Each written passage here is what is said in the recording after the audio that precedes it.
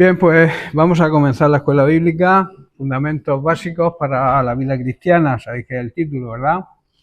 Y estamos tratando la lección 10, ya llevamos, creo que son 25 semanas con la lección 10, disparate, ¿verdad? Pero bueno, mientras que hay materia, hay que desmenuzarla. Trata de la paternidad de Dios, que es un tema importantísimo. La gente nos llama o dice ser hijo de Dios, pero no entienden lo que significa ser verdaderamente hijo de Dios y que Dios sea nuestro Padre. Y también es un engaño, no todos somos hijos de Dios. Somos hijos de Dios aquellos que hemos recibido por medio de nuestro arrepentimiento, el confesar a Cristo como Señor y Salvador. Entonces Dios nos adopta, nos hace sus hijos. Y a partir de ahí, Él nos trata como su familia. Él ama a toda la humanidad, pero tiene, digamos, un amor especial por su familia, por sus hijos, por su iglesia. Por eso nos cuida, nos protege, nos guarda y nos sustenta de todas nuestras necesidades, bien sean físicas o bien sean materiales. Así que Dios es un Padre perfecto. Entender la paternidad de Dios es fundamental para la vida y la enseñanza de un discípulo. Nosotros los que venimos a la escuela bíblica somos discípulos, ¿verdad? Estamos dispuestos a aprender. No somos simples creyentes. El Señor, el mandamiento que nos dejó cuando partió, no dijo ir y hacer creyentes, sino ir y hacer discípulos. O sea, gente que esté dispuesta a aprender, con el propósito de entender, de poder usarnos en el gran ministerio de la Gran Comisión y también que nadie nos pueda engañar. Y entendiendo la paternidad de Dios, también entenderemos por qué Dios contesta algunas oraciones o no las contesta. Y también entendemos la necesidad de recibir el Espíritu Santo. El Espíritu Santo ya vino, como comentábamos creo que este domingo pasado. El Espíritu Santo solamente hay que recibirlo. O sea, pero Él ya está. Estamos en la dispensación del Espíritu Santo y debe morar en la vida de cada creyente.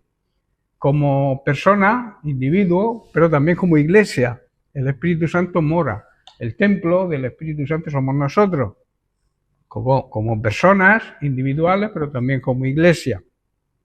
Porque el Espíritu Santo nos abre el entendimiento.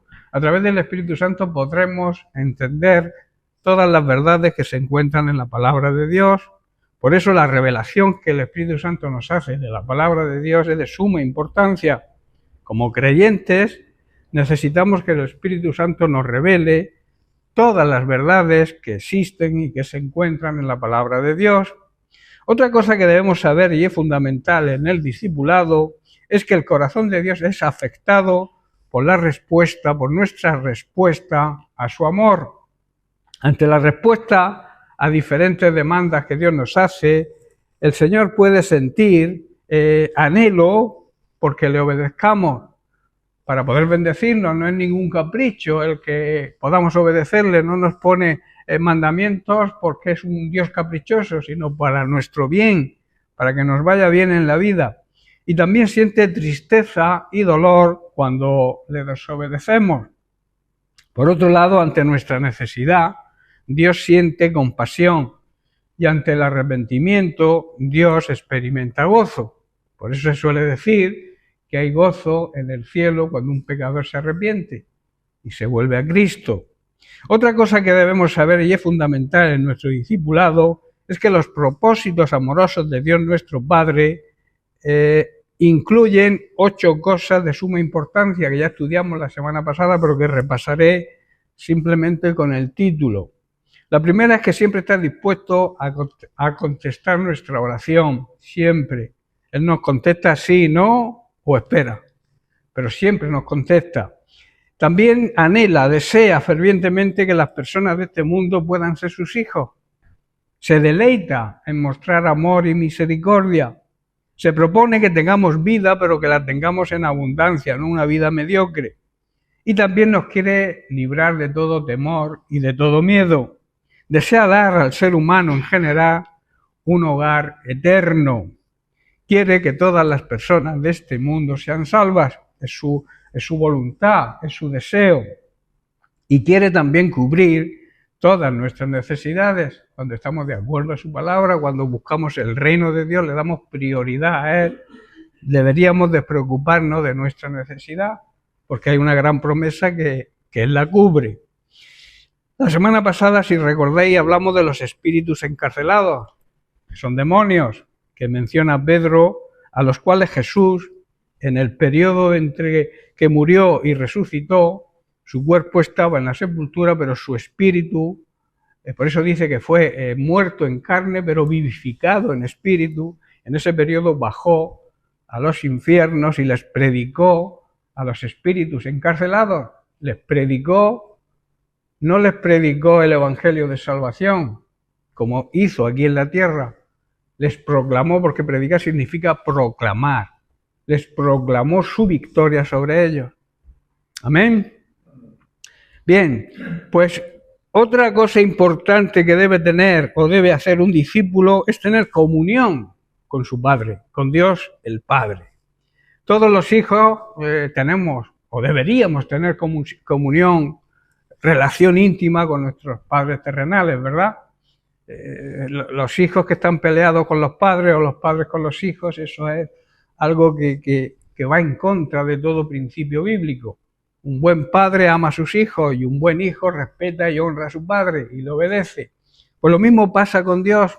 Tenemos que tener ese trato, esa comunión con Dios el Padre. El gran plan y el gran propósito de Dios desde el principio de la creación ha sido traer al hombre, al ser humano, otra vez a una plena comunión consigo mismo. Sabéis que esa comunión se rompió en el Edén, cuando Adán y Eva pecaron.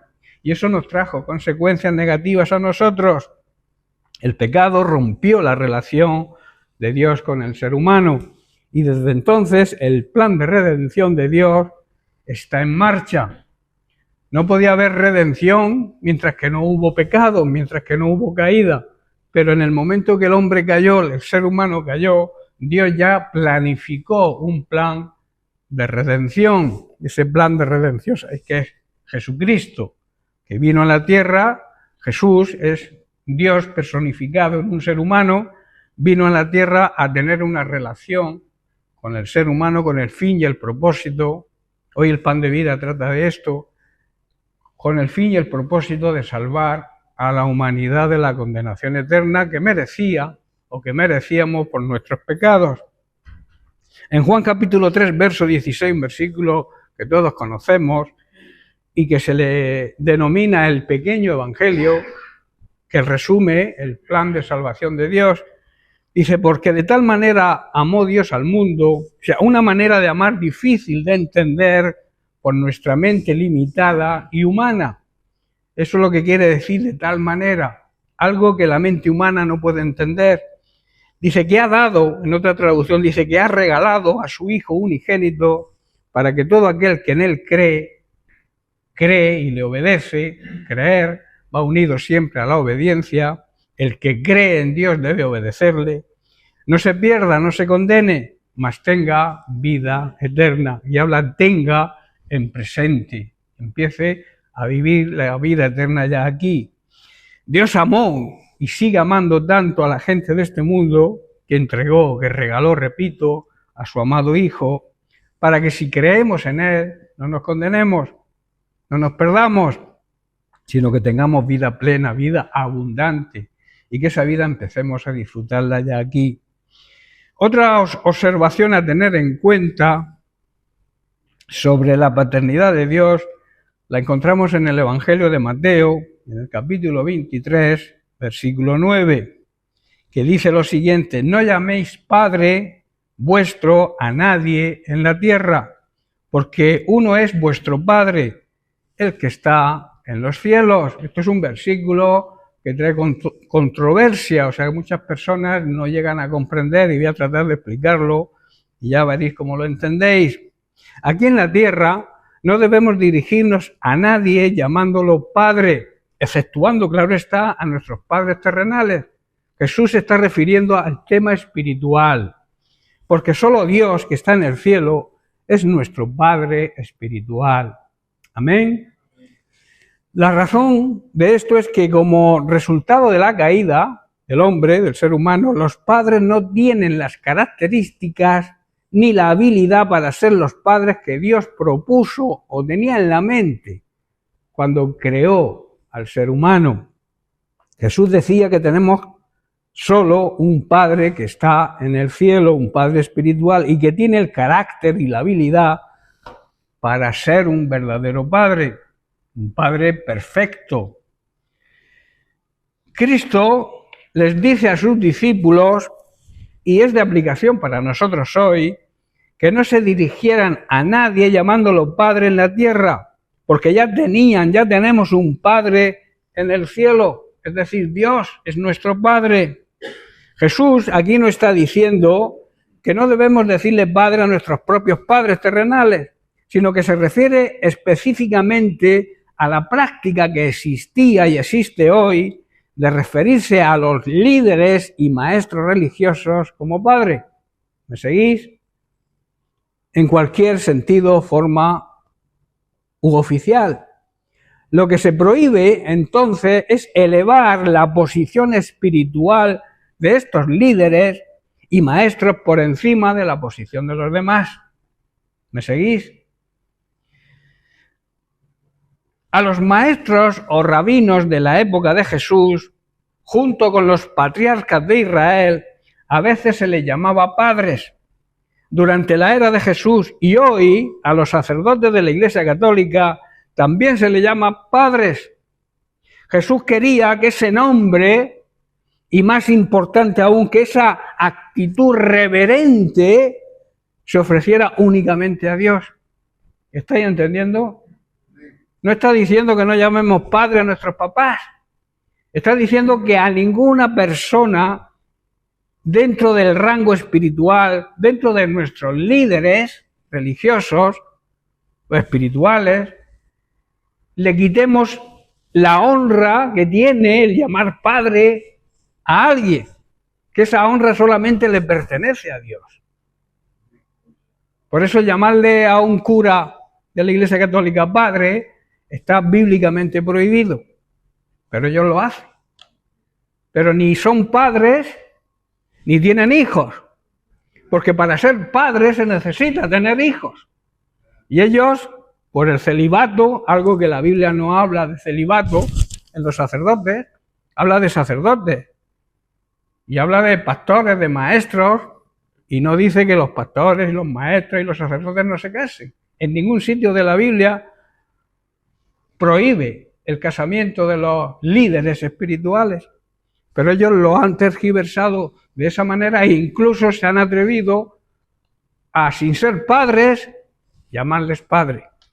¿Estáis entendiendo? Ha quedado bien clarito lo que Jesús dijo, ¿no? Siguiendo con la necesidad de tener comunión íntima con Dios, en Romanos capítulo 8, verso 15, Pablo nos recuerda que como hijos de Dios no hemos recibido espíritu de esclavitud, no somos esclavos de nadie, para estar otra vez en temor, sino que hemos recibido el espíritu de adopción, el espíritu de ser hijos de Dios, por el cual clamamos Abba, Padre. Todos sabemos el significado de la palabra Abba. La palabra Abba viene del arameo, que era el idioma que se hablaba familiarmente en los hogares y en las casas. Y era precisamente el idioma que Jesús hablaba con sus discípulos. ¿Estáis entendiendo? La Biblia está escrita en griego, en hebreo y en arameo.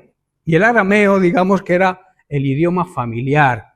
Por eso Abba Padre significa, como podemos llamar a nuestro Padre terrenal, papaíto. A mí no me gusta la palabra papito, no me gusta, no sé, la oigo y la acepto, pero no me gusta papito, es papaíto, ¿entendéis? Entonces la palabra es de una relación de intimidad, y por eso dice, por eso clamamos Abba, Padre. No hemos recibido, por tanto, un espíritu que nos esclavice al miedo, en cambio hemos recibido el Espíritu de Dios cuando Él nos adoptó como sus propios hijos. ahora le podemos llamar papaíto, ¿verdad? Pero con respeto. Porque además de ser padre, es Dios. A veces tenemos que cuidar el lenguaje. Incluso a nuestros padres terrenales, aparte de tener ese afecto y esa comunión íntima y familiar, le debemos un respeto y una honra, ¿verdad? A los padres hay que honrarlos y hay que respetarlos y hay que obedecerlos. ¿Puede llamar papaíto? Claro que sí, pero por delante está la honra y el respeto. Pues con Dios, que es el Padre perfecto y el Padre de los padres, tenemos que tener también le debemos esa misma honra y ese mismo respeto. En Gálatas capítulo 4, versículo 6, Pablo dice: y por cuanto sois hijos, Dios envió a vuestros corazones el Espíritu de su Hijo, el cual clama, Abba, Padre. Lo vuelve a repetir Pablo. Debido a que somos sus hijos, Dios envió el Espíritu de su Hijo a nuestro corazón. Tenemos el Espíritu de su Hijo en nuestro corazón, el cual nos impulsa a tener esa relación de intimidad con nuestro Padre Celestial. Repito, honrándolo primero y respetándolo. Y luego esa frase de papaíto, ¿verdad? Que es el trato con que Él quiere que hablemos con Él, pero siempre y cuando con el respeto debido, puesto que además de Padre es Dios y además es juez que nos va a juzgar. ¿Estáis comprendiendo? El espíritu de adopción nos incorpora a los cristianos en esa nueva relación familiar con nuestro Padre Celestial, con la verdadera e íntima paternidad. Desde el punto de vista hermenéutico, la hermenéutica es la interpretación de los textos sagrados en el original. El concepto padre ha sufrido, y ya desde tiempos pasados, un profundo daño. La palabra padre está devaluada por diferentes motivos que vamos a ver. En primer lugar, la mujer parece ser la nueva cabeza del hogar. ¿Miento? Está ocurriendo en la sociedad. Ya se ven incluso en los anuncios la autoridad que la mujer le impone al hombre. Se ve en muchos anuncios a la mujer leyendo una revista y el marido en la cocina. Que no quiere decir que el marido no ayude en la cocina, pero hay unas prioridades y un orden bíblico sobre el matrimonio, donde el padre, el esposo, es el cabeza de familia, con la responsabilidad que eso conlleva. Y la mujer es la ayuda idónea. ¿Qué quiere decir la ayuda ideal? La mejor ayuda que un hombre pueda tener. Esto significa que las nuevas generaciones saben que existe algo que se llama padre, pero que no lo ven. No ven a actuar la figura del padre, porque no existe hoy. Los padres, cada uno va por un lado. Los niños están con los abuelos. Existe el abuelo, pero no existen los padres. ¿Estáis entendiendo? Porque estamos en una dinámica, en un entorno de trabajo, de querer ganar dinero, y nos olvidamos de la función primordial de los padres, que es cuidar, proteger, velar a sus hijos en el orden bíblico, si queremos que funcione bien. Si queremos que los matrimonios duren 3 semanas, pues vamos a hacer lo que hace el mundo. Pero si queremos que los matrimonios perduren, que la familia perdure, que basemos nuestra familia en algo real y en algo firme, tenemos que ir a los conceptos bíblicos para que los matrimonios funcionen, para que la familia funcione. El concepto del hombre como proveedor, responsable directo de la manutención de la esposa y de los hijos, y también de la provisión espiritual, también incluso dentro de la iglesia se está perdiendo. Ha sido dañado por estas nuevas ideologías de feminismo y machismo y todas estas historias. Que el machismo no es lo contrario al feminismo, es diferente. Porque hay mujeres que también son machistas y hombres que son feministas. Son tendencias que se están metiendo en la sociedad y nos están haciendo mucho daño. A la familia, sobre todo. Y recordemos que la sociedad funciona por familias que funcionen bien. La Iglesia funciona con familias que anden en el orden de Dios. Si no, no funciona ni la sociedad ni la Iglesia. ¿Estáis comprendiendo? Hay un aspecto más doloroso de este daño y tiene que ver con las acciones violentas de los hombres contra sus propias esposas e hijos. Eso lo estamos viendo. Todos los años se baten récords de hombres que asesinan a sus esposas y maltratan a sus hijos. También hay casos de mujeres que asesinan a sus esposos o los maltratan, pero son menos. Existe la violencia, digamos, machista. ¿Por qué? Por todas estas ideologías y todas estas tendencias. Porque no está basada la familia en el orden de Dios. Para que una familia funcione y no ocurran estas cosas, tenemos que ir a la Biblia. Tenemos que ver la sujeción que la Biblia habla de la mujer, del esposo, de la esposa al esposo, no a la autoridad del esposo, a la autoridad que Dios ha puesto en el esposo, que es diferente. Y el esposo tiene que cuidar y proteger a su esposa y a sus hijos. Y pone el ejemplo, igual que Cristo murió por su iglesia, el hombre tiene que estar dispuesto a morir por su esposa y por sus hijos. O sea que en la Biblia no encontramos nada más que cosas buenas para que podamos ver cómo las familias funcionan correctamente. Dentro de esta violencia debemos contar la agresión física, la agresión psicológica, hay maltrato psicológico y también sexual. Esto nos obliga a hacernos la siguiente pregunta. ¿Qué comunicamos cuando le llamamos Padre a Dios? ¿Somos padres al estilo de Dios? Son preguntas que los que estemos casados, los que tengamos familia, deberíamos hacernos.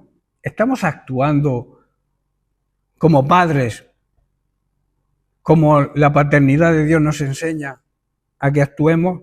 ¿Somos padres al estilo de Dios?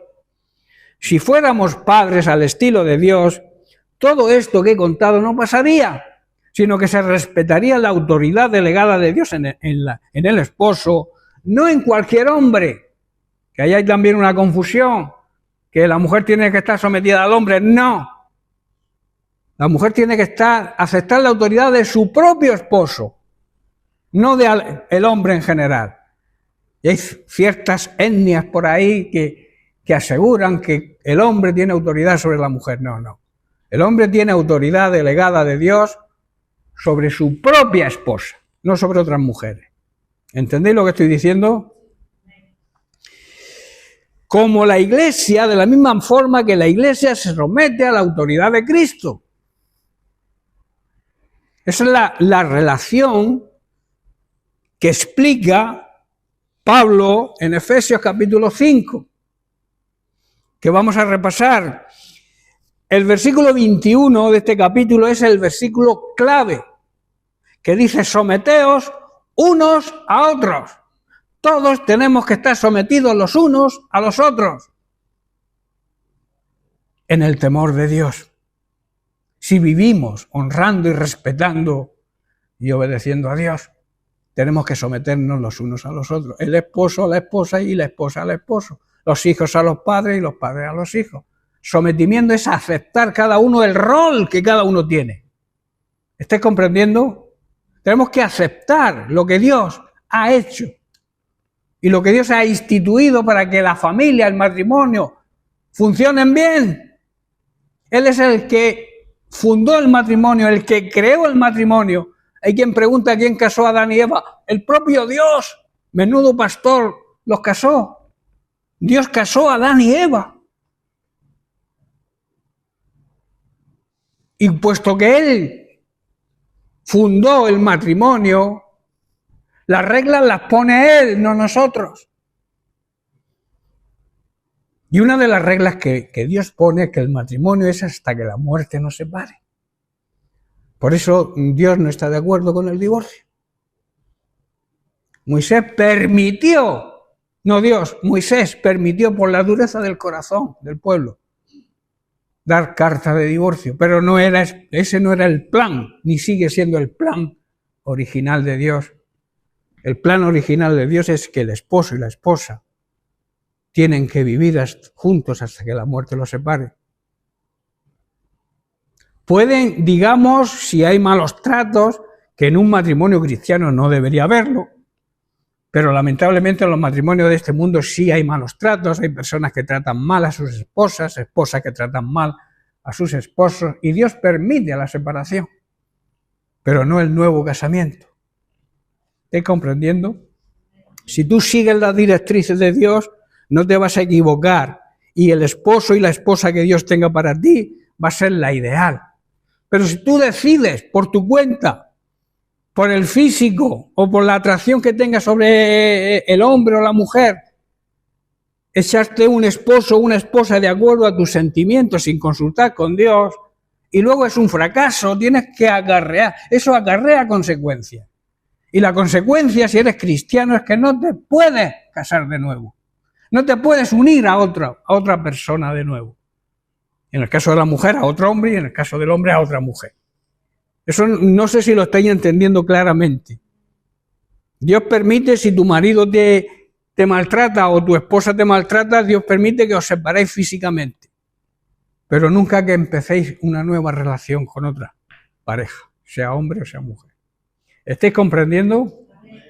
Por eso dice, someteos unos a otros en el temor, en la reverencia que tenemos que tenerle a Dios. Las casadas estén sujetas, sometidas a la autoridad, a sus propios maridos. Repito lo que he dicho antes, no a cualquier hombre, a sus propios maridos como al Señor. Porque el marido es cabeza de la mujer, no porque lo decida el marido, porque lo decide Dios. Así como Cristo es cabeza de la Iglesia, la cual es su cuerpo y Él es su Salvador. Así que como la Iglesia está sujeta a Cristo, así también las casadas lo estén a sus maridos. Este es el principio básico, que luego hablaré de los maridos. Este es el concepto básico para que una familia funcione. La clave es que debemos someternos unos a otros por amor y reverencia a Cristo. Para las esposas esto significa sométanse, acepten la autoridad delegada de Dios en el esposo. Cada una a su propio marido como al Señor, porque el marido es la cabeza de su esposa, como Cristo es la cabeza de la Iglesia. Y Él es el Salvador de su cuerpo, que es la Iglesia, el cuerpo de Cristo, somos la Iglesia. Y así como la Iglesia se somete, acepta la autoridad de Cristo, de igual manera la esposa debe aceptar la autoridad de su marido, que no es autoridad propia, es autoridad que Dios le concede. Cuando esa autoridad es mal usada, pues no debemos someternos. Pero si el hombre está sometido a Dios, la autoridad suya va a ser una autoridad compartida con la ayuda idónea. ¿Estáis entendiendo? Verso 25, maridos, ahora nos toca a nosotros. Amad a vuestras mujeres, a vuestras esposas, de la misma manera que Cristo amó y ama a la Iglesia y se entregó a sí mismo por ella, murió por su Iglesia. Estuvo dispuesto a morir por su Iglesia. Así que el marido tiene que estar dispuesto a morir por su familia, por su esposa y también por sus hijos. Para los maridos esto significa que debemos amar cada uno a su esposa tal como Cristo ama a la Iglesia, el cual entregó su vida por ella. El esposo debe cuidar de proveer a su familia, tanto material como espiritualmente, y proteger y cuidar a su esposa como su propia carne, porque cuando nos casamos nos convertimos en uno. Es una unión, es una soldadura.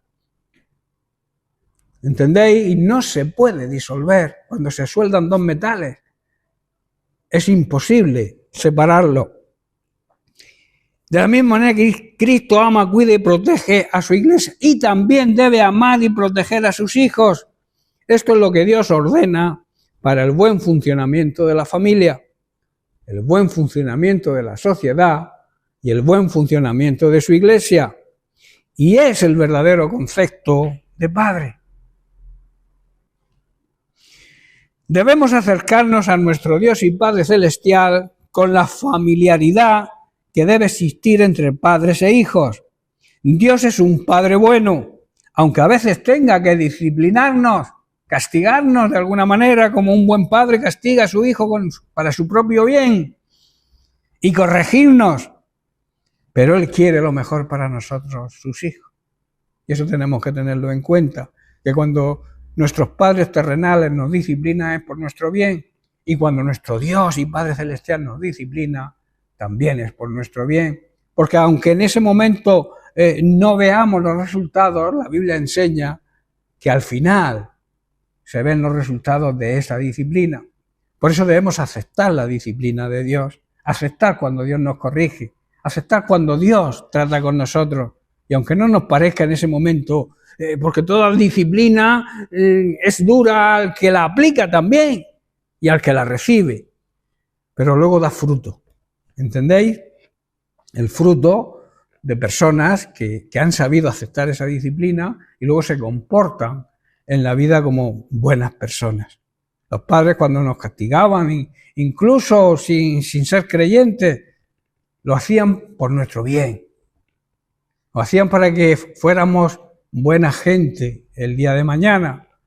Y se solía usar esa frase para que el día de mañana, si hay buena gente, buenas personas, te tengo que castigar. ¿Estáis entendiendo? El carácter de nuestro Padre Celestial es perfecto y sin ninguna mudanza ni sombra de variación. Dios no cambia en su parecer, Dios sigue siendo el mismo. Él tiene la misma opinión sobre el matrimonio, sobre la familia, sobre el sometimiento. Él tiene la misma opinión desde siempre y la va a tener desde siempre, porque pasará el cielo, se acabará el cielo, se destruirá la tierra, pero su palabra va a permanecer siempre. La palabra de Dios ni es antigua ni es moderna, es eterna. Y nunca cambia. El apóstol Santiago en su carta capítulo 1 verso 17 nos dice lo siguiente: toda buena dádiva y todo don perfecto desciende de lo alto, del Padre de las luces, en el cual no hay mudanza. Él no muda, Él no cambia de parecer. No es como el hombre que hoy piensa una cosa y mañana piensa todo lo contrario, ni tampoco sombra de variación. Todo lo que es bueno y perfecto nos viene a nosotros de parte de Dios, nuestro Padre, quien creó todas las estrellas de los cielos. Él nunca cambia ni varía, como puede variar una sombra en movimiento. A la luz de esto, se puede confiar plenamente en el carácter de nuestro Padre Celestial y depender enteramente de su habilidad y confiar en su poder. Esto no deja sitio para tener falta de confianza en Él. En cuanto a sus promesas para nosotros, Dios es fiel, Dios cumple sus promesas, pero hay que tener en cuenta algo muy importante, que las promesas de Dios, la mayoría, están condicionadas a nuestra forma de hacer las cosas. Si tú haces esto, Dios te promete y cumple su promesa. Pero si tú no cumples tu parte, Dios, aunque quiere, no puede, porque es un juez justo. La justicia y la verdad van unidas. El amor y la misericordia y la verdad van unidas. Dios no puede cambiar. Otra cosa importante que debe tener un discípulo es saber las bendiciones y los beneficios de nuestra relación padre e hijo. Primero tenemos el privilegio de la adopción. Vamos a leer unos versículos que hablan de esto. En el Evangelio de Juan capítulo 1, verso 11 al 13 nos dice: a lo suyo vino y los suyos no le recibieron. Vino a su propio pueblo y su mismo pueblo lo rechazó. Dice: mas a todos los que le recibieron y le reciban hoy, a los que crean en su nombre, A los que crean lo que Jesús hizo y el poder que hay en su nombre, les dio potestad, derecho legal, de ser hechos hijos de Dios. El privilegio de la adopción. Es un gran privilegio ser hijo de Dios. Y la gente se lo toma por ahí como que todos somos hijos de Dios, todos tenemos ese privilegio, perdona, pero no. Solamente tienen el privilegio de ser hijos de Dios aquellos que reciben el plan de redención que Dios creó en la figura de Jesucristo y le reconocen, le aceptan como Señor y Salvador y se arrepienten de sus pecados y entonces reciben la adopción de Dios, el privilegio de la adopción. Los cuales, dice, no son engendrados de sangre ni de voluntad de carne. Los hijos de Dios no están engendrados por la voluntad de un ser humano, sino por la voluntad de Dios. En 2 Corintios capítulo 6, versos 17 y 18, Pablo también dice, por lo cual salid de en medio de ellos, de toda esa sociedad que se cree hijo de Dios, y no lo son, porque siguen atados a sus pecados, no se arrepienten, viven de espaldas a Dios, no aceptan ni creen en Jesucristo. Dice, salid de en medio de ellos y apartaos, dice el Señor, y no toquéis lo inmundo. Y entonces yo os recibiré y seré para vosotros por Padre, y vosotros me seréis hijos e hijas. Y lo firma, dice el Señor Todopoderoso. No podemos estar metidos en toda esta serie de personas que se consideran hijos de Dios sin serlo. Tenemos que estar ahí para evangelizarles, para demostrarles lo que realmente es ser hijo de Dios.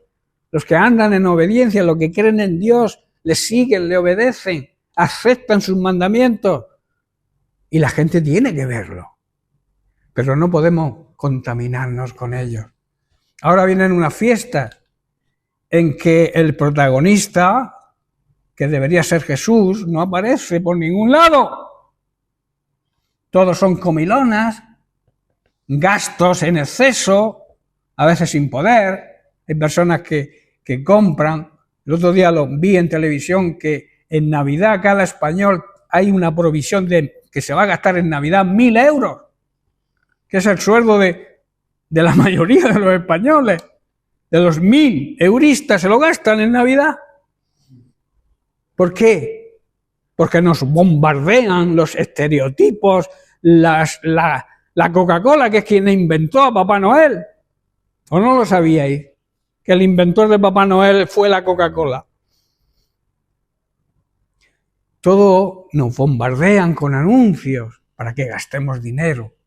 Comilonas, reuniones familiares que la mayoría terminan en disputas.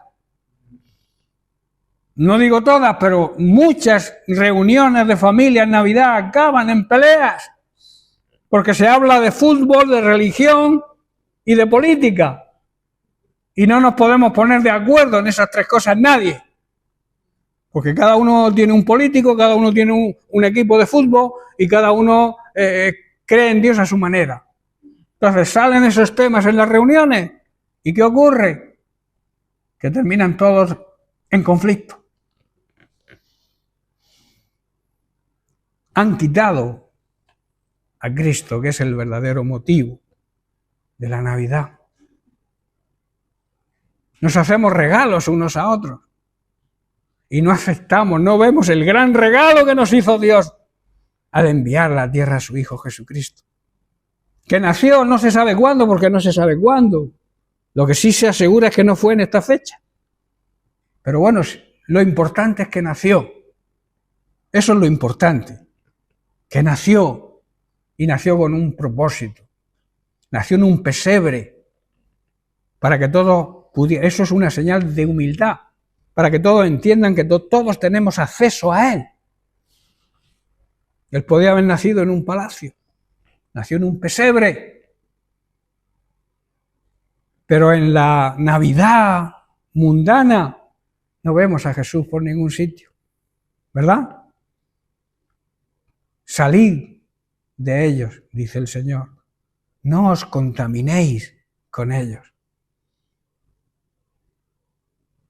Aprovechar. Yo no digo que no se recuerde que Cristo nació. Es bueno recordarlo. Pero orando en familia, leyendo la palabra de Dios. En vez de villancicos, cánticos espirituales. ¿Qué espiritualidad tiene la Virgen lava pañales y los cuelga en el tendero? Y en el portal de Belén había un tío haciendo gacha. ¿Qué es lo que se oye? La gente se ha olvidado del verdadero protagonista de la Navidad, que es Cristo. Amén. Por eso dice, salid de en medio de ellos y apartaos, dice el Señor, y no toquéis lo inmundo, y yo os recibiré.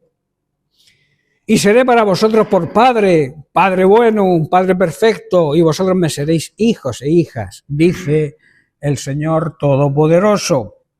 Y en 2 Corintios capítulo 7, verso 1, Pablo también dice, así que, amados, puesto que tenemos tales promesas, limpiémonos de toda contaminación, todo esto nos contamina, de carne y de espíritu, perfeccionando la santidad en el temor de Dios.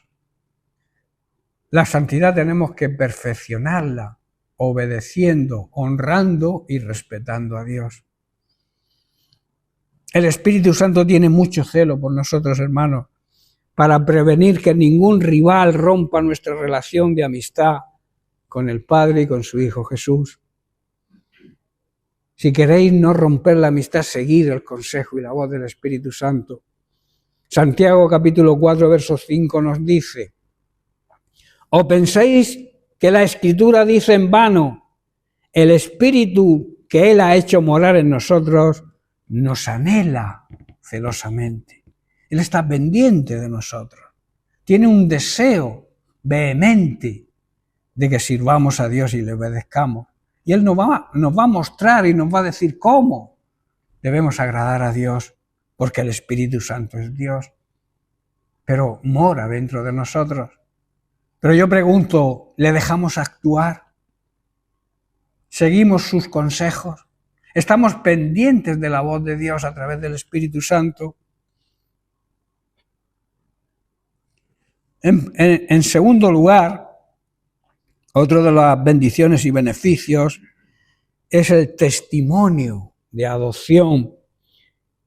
Tenemos que demostrar con nuestro testimonio que somos hijos de Dios. Es un privilegio también, es un orgullo testificar de que somos hijos de Dios.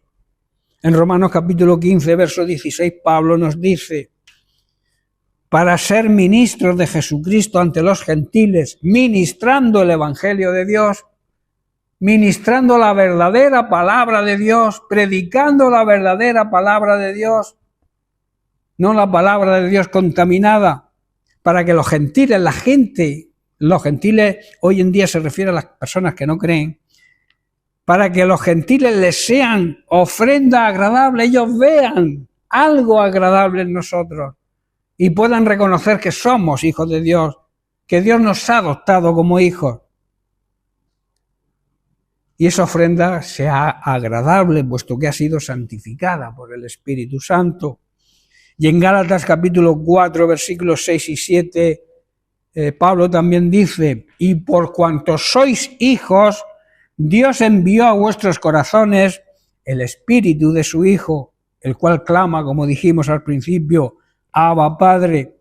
Así que ya no eres esclavo. Escucha bien, no somos esclavos de toda la contaminación que hay en el mundo, no somos esclavos de las tradiciones del mundo. No me vengáis con que todo el mundo lo hace.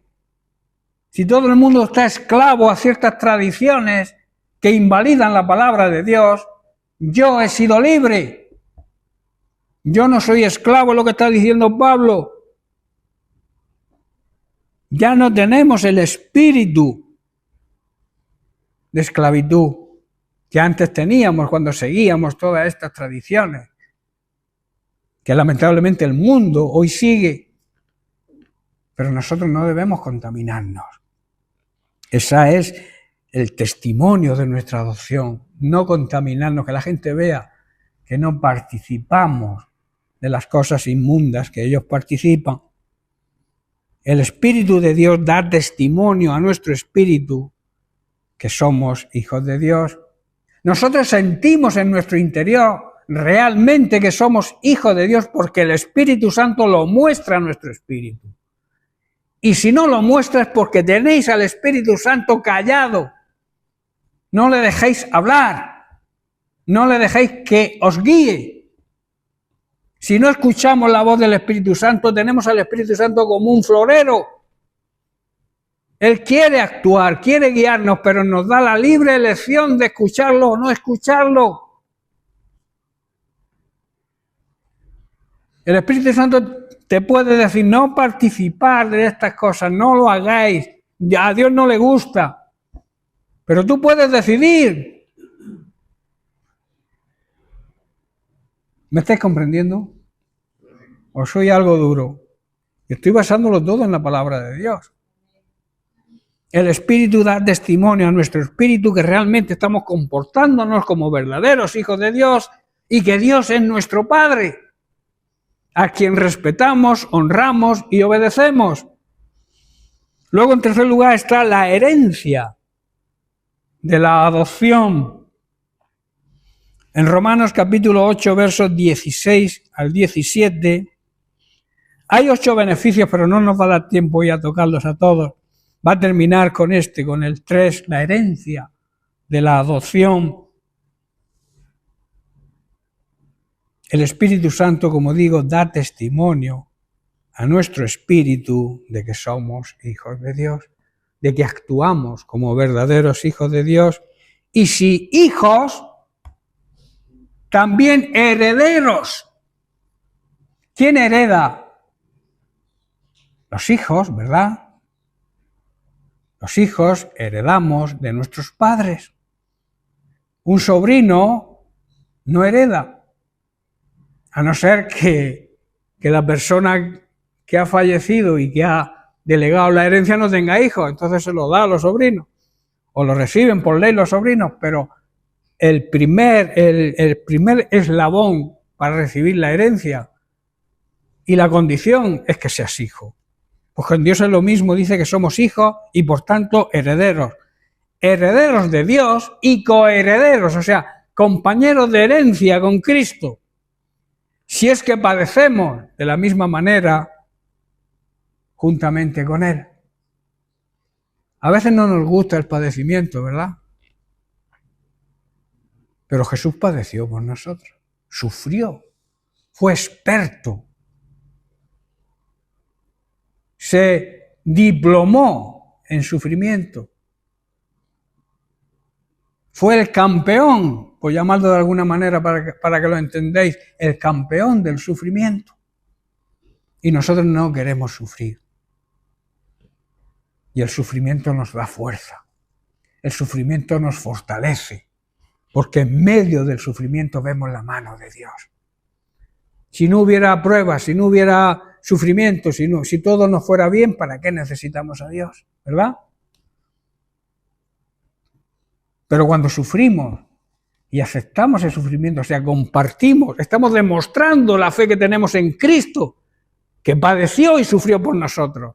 Y nosotros estamos dispuestos a sufrir y a padecer por Él. Y a veces padecer y sufrir es decir, lo que hace el mundo yo no lo hago. Quizá en tu carne sufra, pero tu espíritu se reconforta cuando obedeces a Dios, porque el espíritu tiene comunión con el Espíritu Santo, que es Dios. ¿Estás comprendiendo?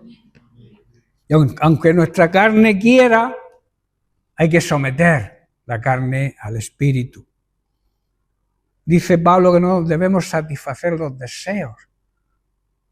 No debemos alimentar los deseos de nuestra carne, de nuestra naturaleza humana y pecaminosa, de nuestro viejo hombre que quiere revivir cuando debe estar crucificado en la cruz con Cristo. para que de esa manera, si padecemos juntamente con Él, seamos glorificados. Cristo fue glorificado, ¿verdad? Cristo ahora mismo está en el lugar de más honor y de más privilegio, que es a la diestra de Dios el Padre, como Dios el Hijo que es. Y nosotros, simbólicamente, siendo su cuerpo, estamos sentados con Él. ¿Estáis comprendiendo? Podemos participar, hermanos, ahora en parte de nuestra herencia como hijos de Dios. Y esto señala el hecho de que Dios es en verdad nuestro Padre. Por ejemplo, la promesa del Espíritu Santo dado a aquellos que son salvos. Hay una gran promesa que es que en el momento que nos convertimos, en el momento que aceptamos el plan de salvación de Dios, en el momento que aceptamos a Jesucristo como Señor y Salvador de nuestra vida, en el momento que nos arrepentimos de nuestros pecados y le pedimos perdón a Dios, recibimos la salvación. Y eso es un gran honor y un gran privilegio, ¿verdad? Y entonces la promesa de Dios de que el Espíritu Santo vendrá a ser morada en nosotros se cumple.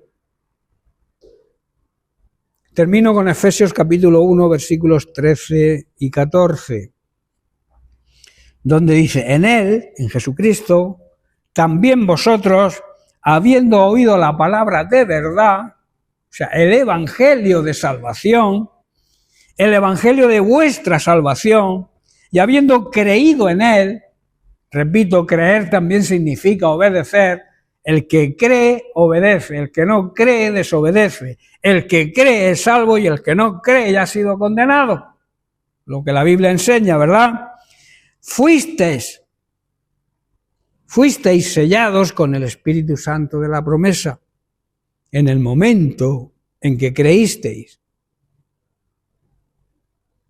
Verso 14, que son las arras de nuestra herencia, o sea, que demuestran nuestra herencia hasta la redención de la posesión que hemos adquirido de ser hijos para la alabanza de su gloria. Amén. Bien, pues lo dejamos aquí y la semana que viene seguiremos con más beneficios, más bendiciones que tenemos al tener una relación de intimidad padre e hijo con Dios. Amén. Que Dios les bendiga.